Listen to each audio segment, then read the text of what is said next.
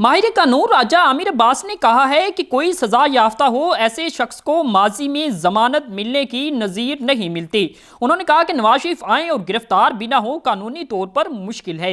माहिर कानून के मुताबिक साबिक वजीर आजम को 2 केसेस में सजा हो चुकी और अपील भी मुस्तरद हो चुकी है। इन्हें अदालत को मुतमईन करना पड़ेगा कि वो इतना अरसा क्यों नहीं आए। अगर उन्होंने मुतमईन कर लिया तो अपील दोबारा सुनी जा सकती है। एयरवाई न्यूज़ के प्रोग्राम इतराज़ है में गुफ्तगू करते हुए राजा आमिर अब्बास ने कहा कि नवाज शरीफ को वतन वापसी पर तैयारे के अंदर से ही गिरफ्तार किया जा सकता है। दूसरी जानिब मुस्लिम लीग नून की कानूनी टीम ने अपने कायद को वतन वापसी पर मुमकिन गिरफ्तारी से बचाने के लिए हिकमत अमली तैयार कर रखी है। ज़राए के मुताबिक नवाज शरीफ की वतन वापसी से 1 हफ्ता कबल कानूनी टीम की जानिब से साबिक वजीर आजम की हिफाजती जमानत की दरख्वास्त दायर की जाएगी।